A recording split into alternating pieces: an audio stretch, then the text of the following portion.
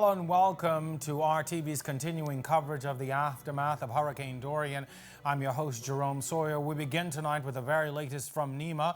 In the midst of this recovery, there are mounting concerns about another potential weather system. Even today, there were downpours in Abaco.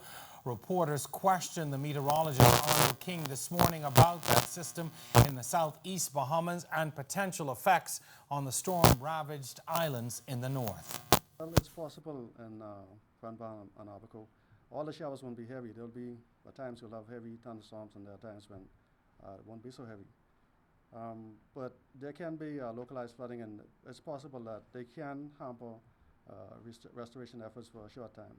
I don't expect it to be all day like heavy, right? There'll be times when you'll have like a heavy thunderstorm, and then at times when you'll have a lull in the weather. We recognize the challenges that we face. And as I've tried to convey, we have many persons working with us. We're working together, and given the circumstances, we will make the decisions that are most appropriate to protect our people. Now, getting children in school continues to be a priority. NEMA spokesman Carl Smith, you saw there a moment ago, providing guidelines today for parents and children relocating to New Providence. Multiple agencies are working towards getting children in school to meet their educational goals. Parents and guardians of displaced students ages 4 through 19 can enroll their students at a government school here in New Providence or on any of the unaffected family islands. The Ministry of Education will be registering students at the Thomas A. Robinson National Stadium beginning Thursday, September 12th, that's tomorrow, and continuing until Friday, October 11th, 2019, from 9 a.m. to 5 p.m. Students will also be able to access multiple services from the Ministry of Health, the Ministry of Social Services, the Ministry of Youth, Sports and Culture, and the Royal Bahamas Police Force during this process, including medical screening required for school enrollment, uniform and lunch assistance, referrals for counseling services, referrals for enrollment in social, sporting, and extracurricular activities. Where available, parents and guardians are requested to provide documentation for their children, including their immunization cards. We understand, though, that some people would have lost their documents and will be unable to provide them. Well, there were questions raised about the possible overcrowding in New Providence School. Director of Education Marcellus Taylor explained that all the displaced children are not in New Providence. Some people from Abaco went directly to Spanish Wells. I think we accommodated 30 or so students at the Spanish Well All-Age School. Some other persons moved to Eleuthera, the mainland, and we have accommodated them in schools. And so it's not just a New Providence-based exercise. Wherever people are resettling, at least temporarily, or even if it's permanent, we will provide places for them in our schools. Our idea is to systematically place students based on where we have available spaces and also in as close proximity to their intended location. One of the challenges we will have, of course, is because people are in shelter today, maybe living with relatives tomorrow, maybe go back into the shelter, is actually, addressing this issue of trying to get them as close to a school where they live. But our first order of business is to get them into a school. We don't want to create another problem by overcrowding existing schools unduly, and so we're looking at those schools that have the greatest capacity, putting students there first, and then only looking for alternatives if those places become oversubscribed. National security forces are playing a crucial role in the recovery effort. Police, Defense Force, even Customs and Immigration have been on the forefront. Minister of National Security Marvin Dames joins us live in studio. He's with our Jessica Robertson tonight. Jess? Thank you very much, Jerome. Thank you so much for taking the time out of what's an incredibly busier than usual schedule. Yeah. Where are we now, from your point of view, in this journey that we found ourselves on? Well, we're currently in the search and recovery mode now as we speak.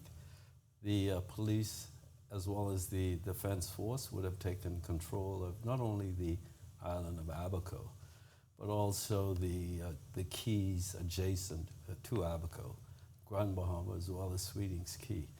And so we have a presence now in almost every key around the Abacos and Grand Bahama, as well as every settlement. And they're beginning to assert themselves. And we're beginning to see some very positive results.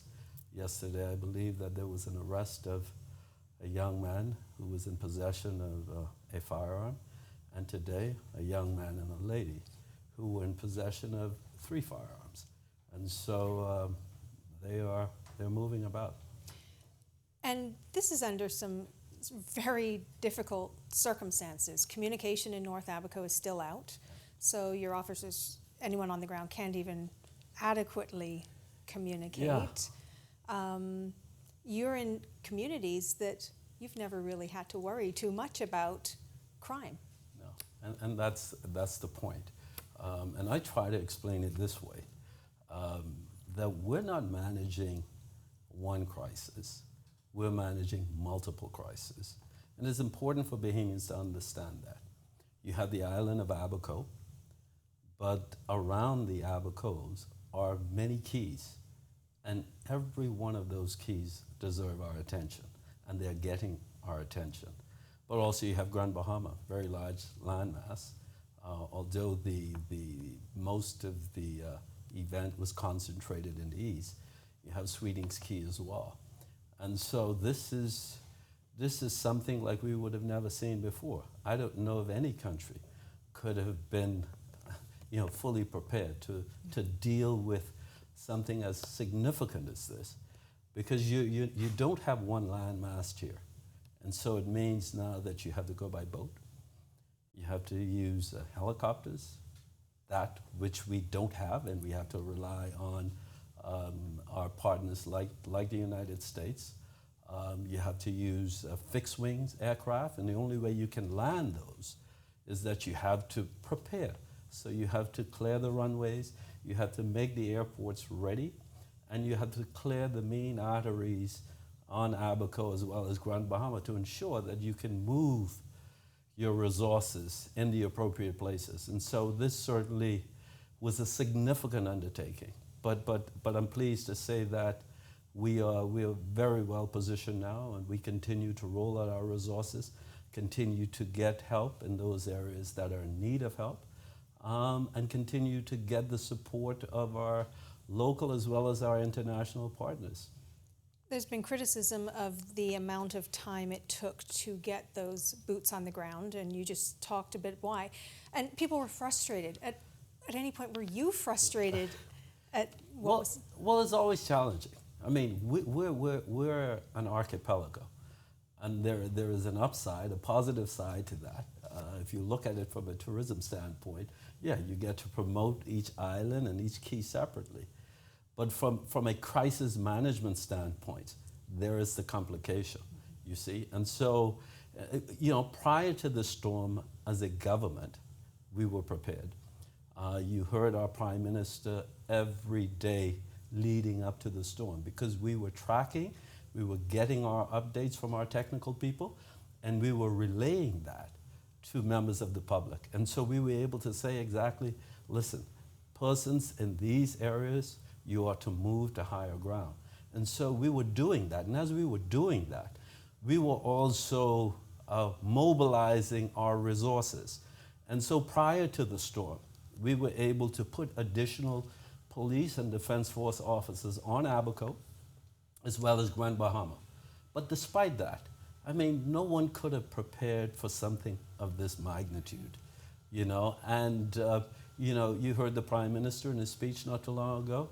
No country could have undertaken this alone, right? But the positive side of that is this.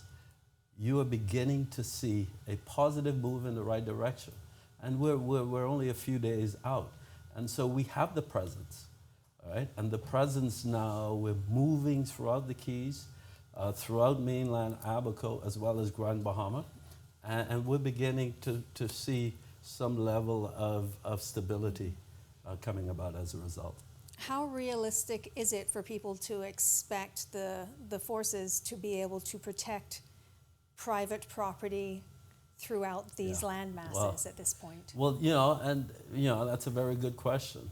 We can't do that under normal circumstances, and it's understandable that we're going through a very difficult period here, and everyone is affected. And sometimes people want to know, I want to see someone just outside my door, but the thing is it's not realistic. We have to organize from a strategic standpoint, not only for the short term, but for the long term. We have a presence now, as I said, in every settlement throughout Abaco and Grand Bahama, as well as those keys. We have a presence, and so we were able to, over the last few days, insert additional resources. Prior to that, we had a single presence, and we were airdropping water and food to those persons affected. So we've got a presence in all of these settlements with the help of our neighbors who have graciously stepped in to help. As you and I were talking earlier, they're not here forever, and yet we have a situation that's going to take a long time to recover from.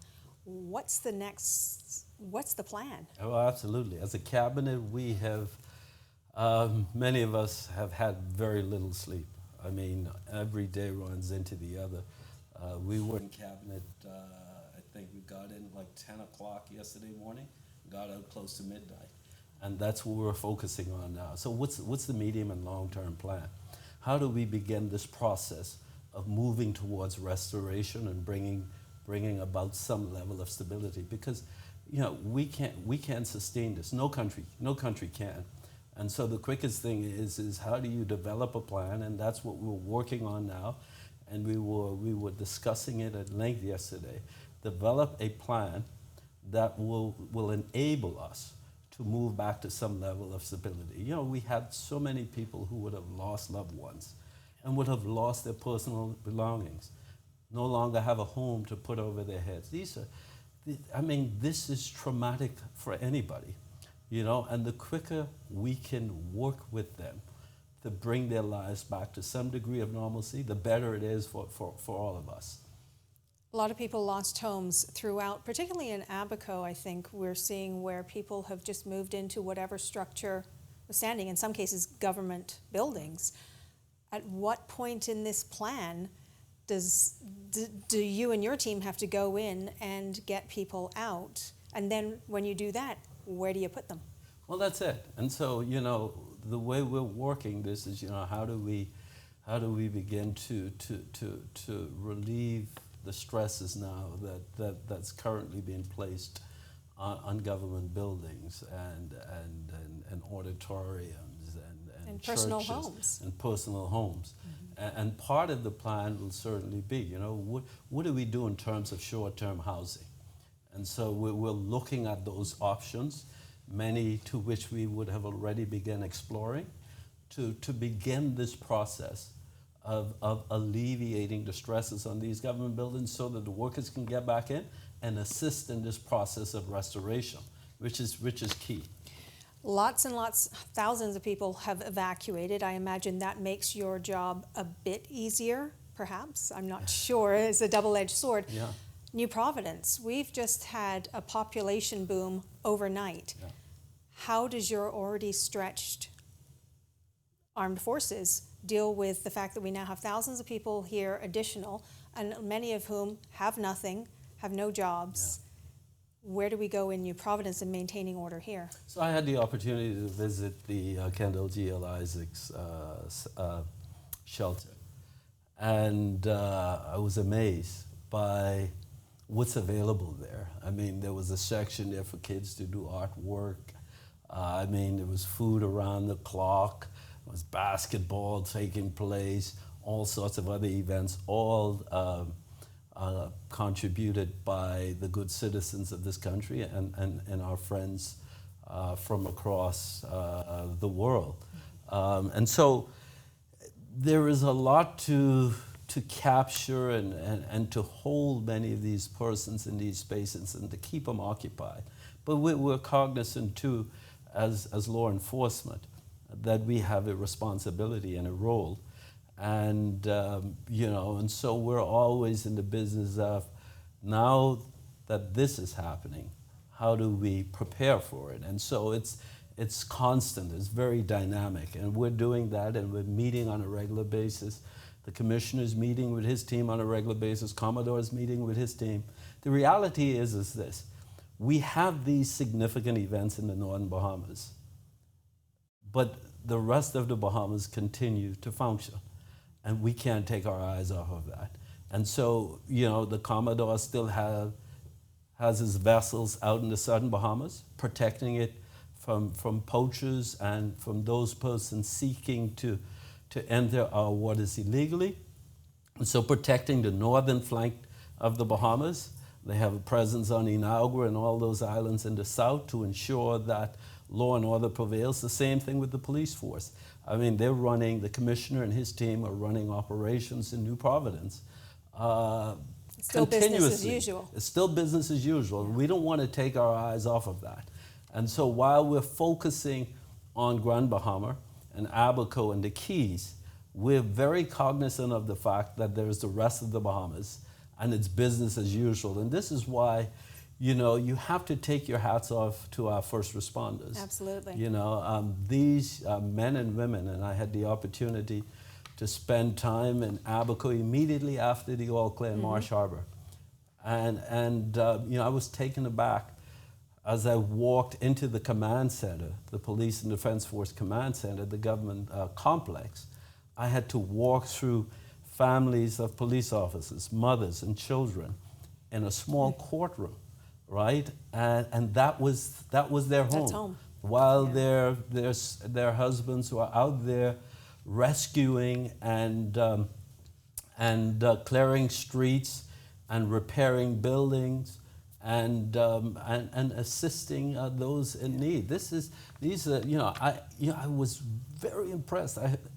There was a magistrate there who was relaying a story to me about how she was saved by a group of police officers on a heavy-duty equipment, and say, had it not been for them, her life would have been history. And there are countless stories of our first responders engaging, even prior to the storm, during the storm. Some almost risked their lives trying to protect us. And so our hands goes out to them and those unsung Bahamians who really rise to the occasion. But that's what we do as Bahamians.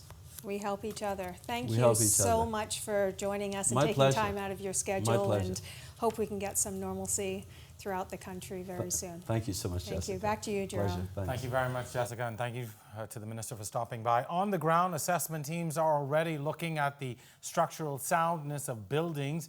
They're looking at the needs of survivors and generally what is necessary to begin rebuilding these communities. Our team had an opportunity to visit the U.S. aid stationed in Marsh Harbor today. 62 volunteers from the Fairfax County Urban Search Team are doing daily assessments out of their base camp at the airport in Marsh Harbor. They are working along with police as well as reporting back into NEMA on what is needed in each community. During our tour with the team today, we visited a school in Abaco that suffered major damage. A rescue squad officer, Dan Jajewski, spoke with us about the operations. Our mission's kind of twofold here. We assist in the rescue efforts, but also we assist in the humanitarian side of things. Thanks a million. So we get boots on the ground and we immediately go to rescue efforts if that's a need. And we also simultaneously are doing humanitarian things. So like today, we're doing a lot of reconnaissance. We're going from door to door, asking what their needs are, taking pictures of structures, doing structural assessments. Thus far, it seems like the needs are very good. They have water, they have food.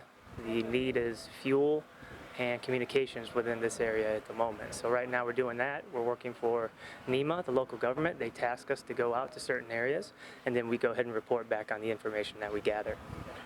Be sure and join us tomorrow for more on that visit with USAID.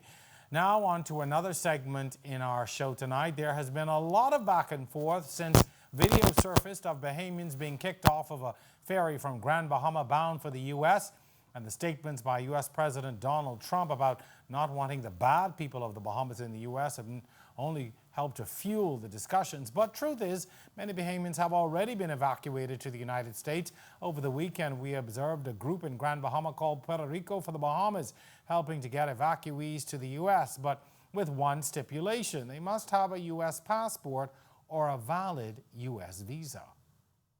Working with anyone who brings in supplies, relief, anything. No planes leaving here empty. We're getting people out, whatever the cost is. These people are so helpful. They've helped us. They donated their aircraft. They're taking 6 people who are not able to get home any other way, and they're sorry, it's heavy. And they're taking the people over to the over to the States. We've already spoke with customs. Everyone. Doesn't matter. Right now, we're just getting them out. We don't need people out here in this heat. Children with no supplies, no nothing. Everyone that comes in full, it's leaving full. No one's going empty.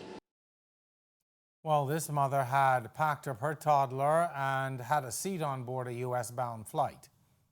How long have you been trying to get out? A couple of days from the storm. You lost everything in the storm? Good amount. All right. How you feeling, though? You relieved? Get in there. Okay, all right. I see you got all your passport documents and everything. You were able to save them? Yeah, I was able to save these. I had these put up. Sorry. All right. What are you going to do once you get to the U.S.? My mom's there. You planning on staying? I don't know yet. I just need to get my kids out. Okay, where are the rest of your kids now? My kid is learning now, so with her dad. All right. So they're going to be separated for a while, but... Yeah, once I get them out, I'm good.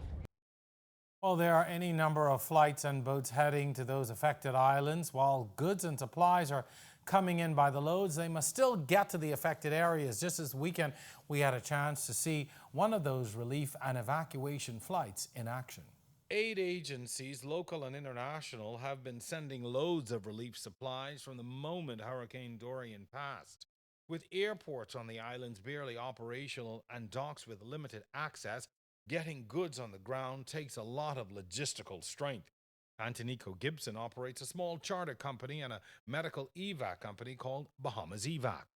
He has been providing relief flights to the affected islands almost daily. On the day we traveled, he leased a Western Air jet to move goods from Nassau to Grand Bahama. The supplies came courtesy of a Canadian charity called Dreamcatcher Foundation. They have been purchasing supplies out of South Florida and sending them to Nassau. Gibson was the vital link to get them into Grand Bahama. As we loaded the plane, every pair of hands became vital, filling the cargo hold and any available cabin space, determined to leave nothing behind.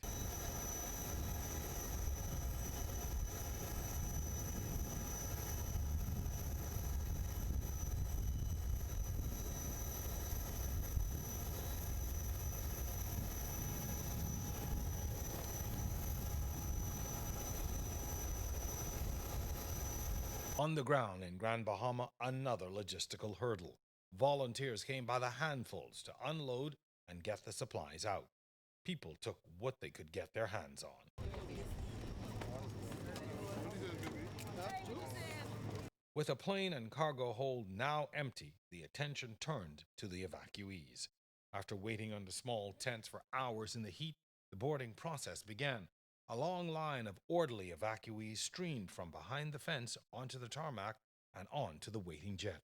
Most of the passengers, visibly relieved, make it onto the flight. Half an hour later, the plane load of relieved passengers touched down at Jet Aviation in Nassau. How you feel? You finally made it. Relieved. Very much relieved.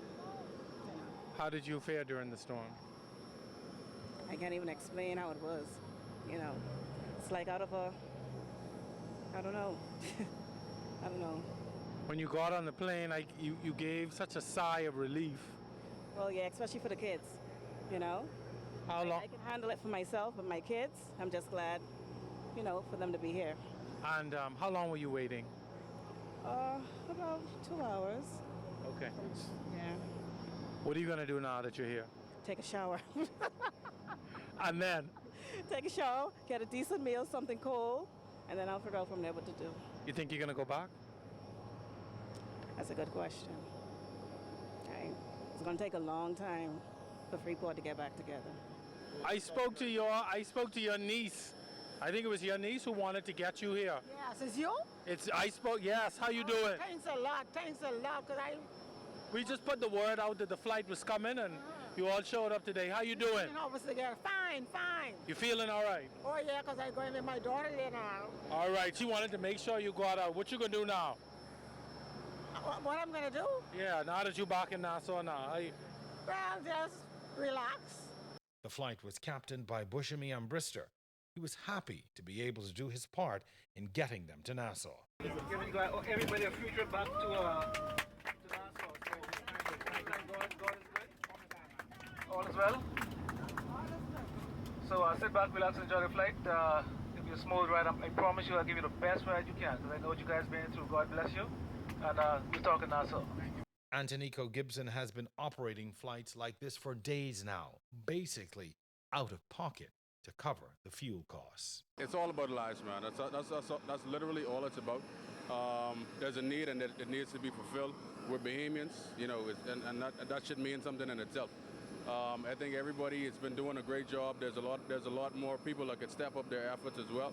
I think a lot of people are taking this very lightly and just kind of sitting at home. Just get out, get involved.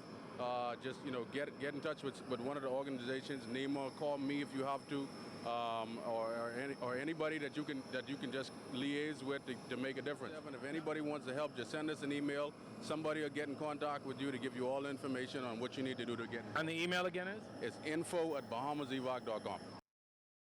Well, great story there. A lot of great work going on, no matter where you look. Jessica Robertson is back at the board tonight. She has the story of a local hero helping to keep a small community intact. Jess, I know you spent a lot of time in Treasure Key over the weekend. This story in particular, I know, really warmed your heart. Absolutely. In Treasure Key, a lot of people have left, but there's a small group that stayed there, and it's a resort and a second home community, a first home community as well. And it's been interesting because I went in last Thursday, went in again Saturday, and they have things down there. Their new reality, they figured things out. And so Avis Miller is the manager at the Treasure Key Resort there. And she has been drawing on her skills and experience as a resort manager. And she's got things down. She's making sure things are kept tidy and organized and people have jobs to do and feeding people and really taking care of them. And a lot of the people that I spoke to said, boy, Avis is the local hero. Avis is the hero who's making this all livable post-Dorian. And I asked her about that, and she disagreed. People have been calling you a hero, Avis. But I'm not. No, I'm not. I'm not a hero. I do what I have to do.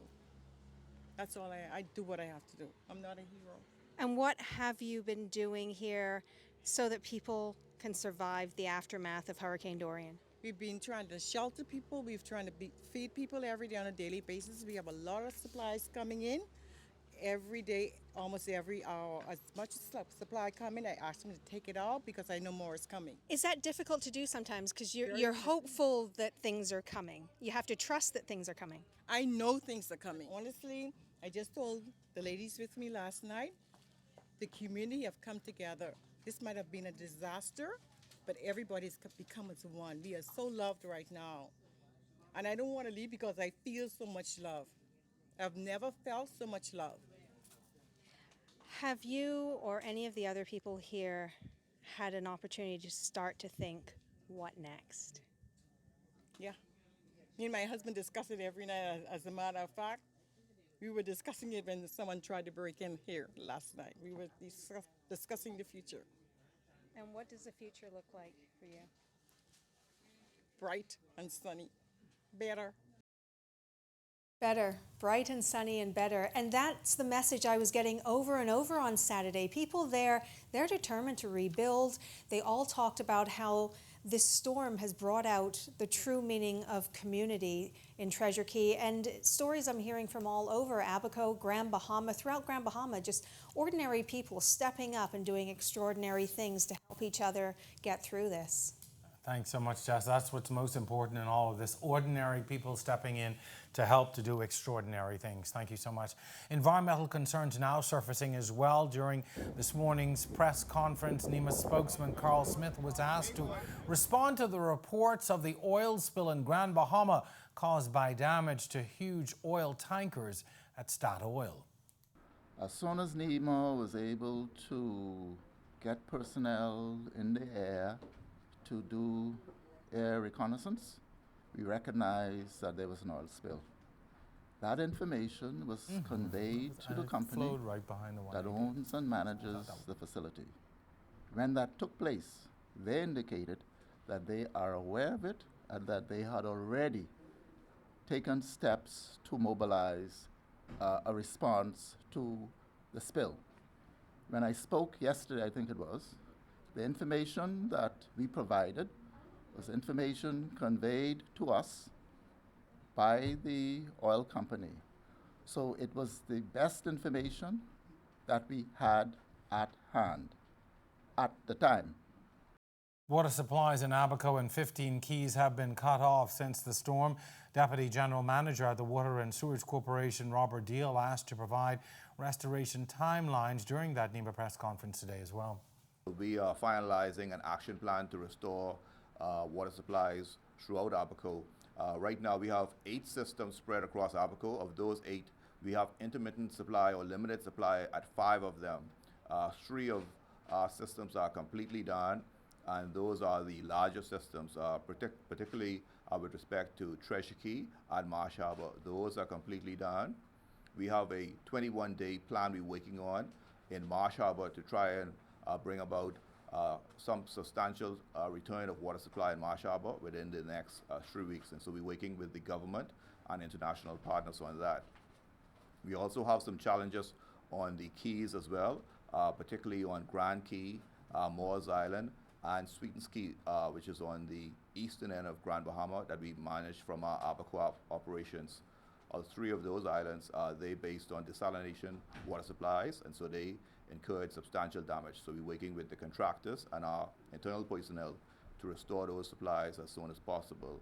And with respect to Grand Bahama, the water supply on Grand Bahama is managed by the Grand Bahama Utility Company, but the corporation has been in very close contact with them.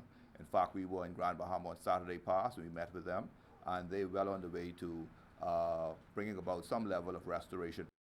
Now, Deal also responding to questions about the hazards with fecal matter and other pollutants in the water.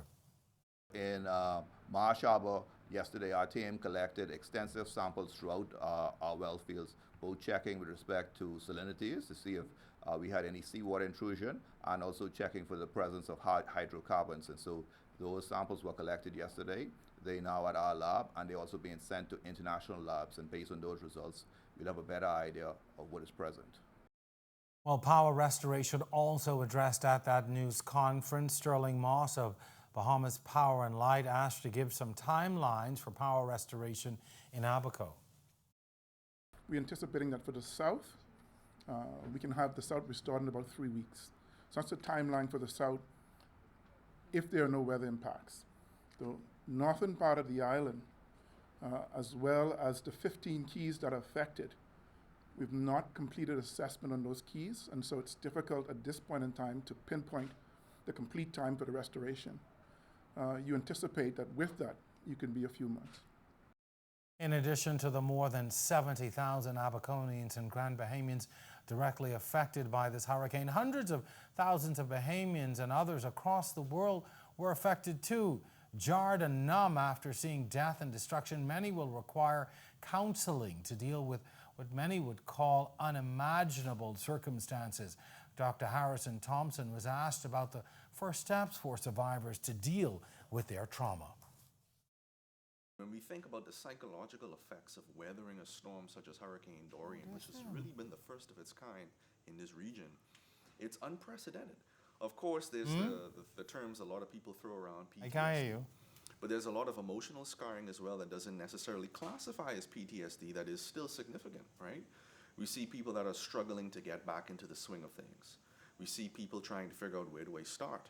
Does it even make sense to go back and rebuild, or should we start somewhere else? You find as time continues to move on, a lot of problems are going to reveal themselves in ways that many Bahamians aren't necessarily prepared for them to reveal themselves. We have seen instances of people going through a crisis such as this, where intimacy has gone down, where their personalities have changed, where they've become a little bit more withdrawn, and that's simply because the trauma that they have experienced has not yet been realized within themselves. And this is why I think it's so important for people right now, even though you think you may be okay, still talk about it. I do not want this to become something that we stuff into a bag and forget. I want this to be something that we continue to have conversations about so that we can continue to breathe air into the situation and begin reevaluating things in a more positive light for sustained growth. We want to encourage people that actually went through Hurricane Dorian to not place so much emphasis on trying to be strong. You know, in this culture, I think we overemphasize being strong, and right now, people just need to be. And when I say be, everybody has a unique story. Everybody went through a unique experience during that storm, and those stories need to be heard. They need to be heard by friends, they need to be heard by trusted family, and sometimes they need to be heard on platforms such as this, so that the more we talk about it, the less we experience the anxiety that used to go along with it. You know, we think that the more we talk about something, the worse we make it, but the more we talk about it, the more we're actually able to deal with it. And so I would advise anybody that went through that storm, that storm that's having a hard time, continue to talk. You don't have to talk with a goal in mind, you just have to talk to express. Because as a human being, with special emphasis to that second word, being, we're always in a state of being something. And at any given time, we have to make sure that we be what we need to be for that moment. And right now, those victims need to be heard. Now, Thompson, who is a behavioral therapist, also offered this advice to those wanting to simply help storm victims. I think what's very important is people need to help in their capacity to help, right? You find during crisis, a lot of times people tend to take on the reins for things that they are totally unfamiliar with. And it comes from a good place. Everybody wants to help. But sometimes help can actually be an obstacle for people that actually need to receive it. And so I advise people to do what you do now. As a therapist, I post statuses, I post videos, and I give therapy. I'm giving back in the capacity that I know how to give. If you are financially able, give financially. If you have time, give time. If you know how to rebuild and you're a handyman, give that back to the community. Great advice there. Well, displaced Abaco residents settling into new living quarters here in New Providence. More than 2,000 in about 6 shelters. At the Fox Hill Community Centre, about 200 Abaco residents are anxious to return home, but remain thankful for the temporary quarters. Vaughan Aubrey visited the centre today and spoke with some of the evacuees. The Fox Hill Community Center is now home to 239 persons, all displaced because of Hurricane Dorian. Already, this place is filled with activity as they have just had lunch here, and so people are now reclining. A lot of people are now sleeping. They have put the shutters down, and with me is Miss Roberts, Stacy Roberts from Abaco. Tell us, how does it feel being here? I mean, it's a nice place, quiet, though it's my first experience. I know nothing about Nassau, but I get well treated. So what would you tell people to let them know that you are right? I'm good. It could have been worse, but thank God I made it through that horrible tornado or storm, whatever that thing was in Abaco. But thank God for life. And so it's time to move on, but it's hard moving on. I have to get adjusted to that. With me is Brunson Moss. He is a Foxhillian, and a proud Foxhillian at that. Tell us about your work here. How do you feel doing this type of work now? Well, I feel compassion. I feel like people who need our help, we just put our hands in and we just help them. We welcome everybody and we love them, and we just will do our best to make sure that they are really comfortable. And the story continues to gain international press. Behind me, a team from NBC. With me, shelter manager Maria Kelly. How are things today? Well, today, it's great. I mean, things are starting to level off at this point. You know, persons are still bringing in donations, which we are very, very pleased. We really don't need any clothes at the moment. So if they bring them, we ask them to take them to Wolf Road or to some of the other shelters that are just opening up.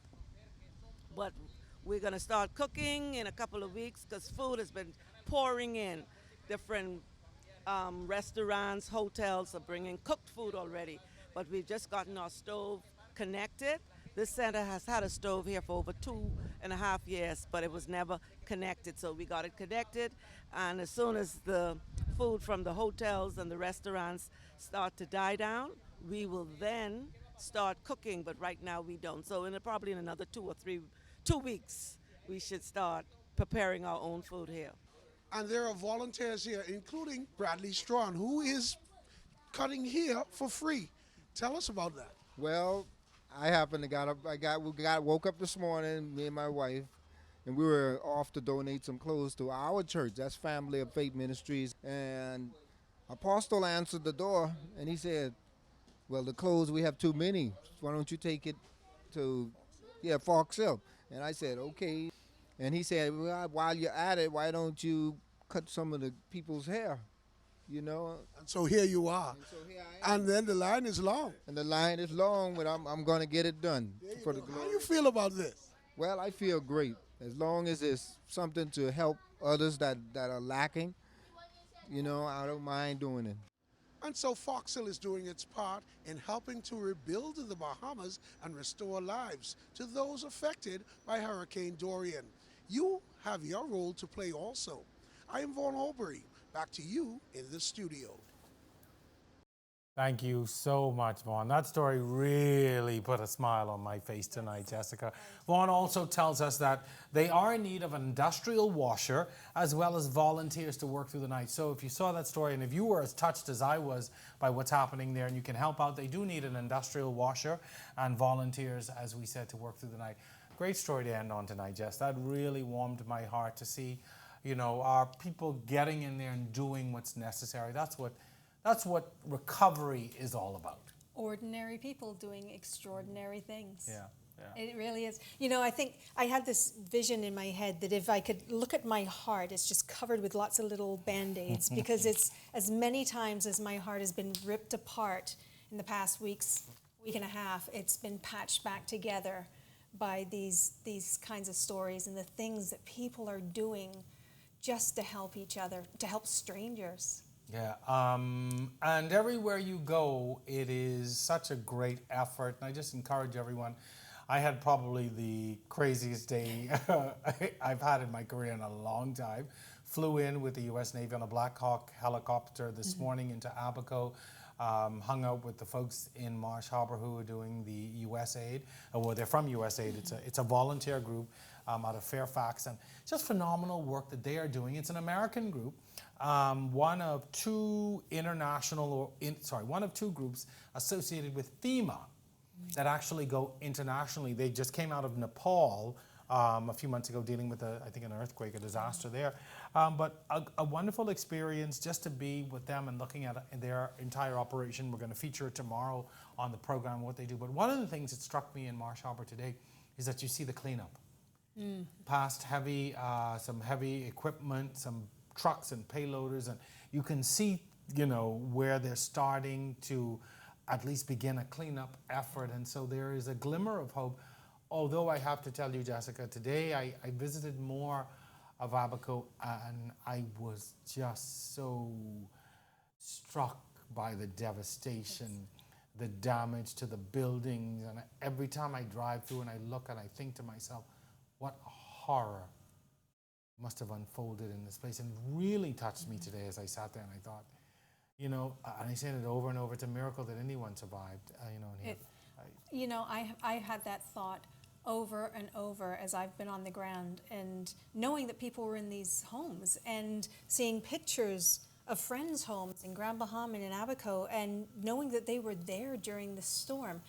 And as horrific as the count already is, as we know it's going to grow to, I'm just amazed that it's not so much higher. I do want to say, too, that obviously things are coming together a bit here in the capital with the registration of the school kids. They're talking about, the NEMA press conferences every day give a bit more information. You're learning a little bit more about what's happening with the restoration, and that's so very important in the recovery. And I do want to remind people, though, that even though those numbers are high in New Providence of the evacuees, there are still people on those islands who have decided to stay, who are living there, who are trying to do the best that they can. I came across a lady living in a school today, going to feature that tomorrow, and she is surviving. She says she's okay. And, you know, around the islands, particularly in Abaco, that seem to be, you know, so devastated in terms of the structure, people are staying. And I don't want to, for 1 minute, discount Grand Bahama, because the people, they are really toughing it out. They're having a really hard time as well. Yeah. But again, certain things are beginning to happen, but there's still such a long road to go. Oh, this is, I mean, it's the longest marathon we've ever been in. Yeah, you know, I said the other day, we started 2 weeks ago. For me, it was a 100-meter dash, but I'm now in the 1,500, and I still got laps to go, you know, because there's still so much to do. Folks, tonight, a busy night for us. Started out with the address by the Prime Minister. He gave about a 20-minute national address where he spoke to, you know, what had happened and what is to come. It's the first national address we've gotten from him. Governor General would have given one 2 days ago, and so certainly beginning to put things in context there. So as we attempt to say bye-bye, you've got another closing photo for us tonight, as I keep saying. Jessica's the one in search of the photos. And so what do you got for us? Well, this one, you know, the reason I've been going into Treasure Key so often is the company that I work for in my real job actually owns the Treasure Key Resort. So I've been able to go in with the owners and to assess, to provide relief, to meet with colleagues, really. And one of the flights coming out, not the one I was on, one of our managers brought a young boy. He'd been staying with his father in Treasure Key. His mother lives in another island, not New Providence. And so this boy shows up. So the company, the family that I work for, they took this young boy in, as, you know, clothed him, you know, bathed him, clothed him, fed him. They have a young son, 8-year-old boy, and their son's 8. And the two of them just hit it off. And again, the son was just, whatever of my toys you want to play with, whatever you want, it's yours. And it was just an amazing. And that night, you know, they started to, you know, they got him aside and, what did you just go through? And it turns out that this young boy and somebody else were downstairs in the apartment they were in for the storm, and the father was upstairs. And when the severity of the storm hit, they could not get up. So this young boy, 8 years old, and this other person rode it out alone. And we all know how long the storm lasted. Wow. The other person was 12 years old.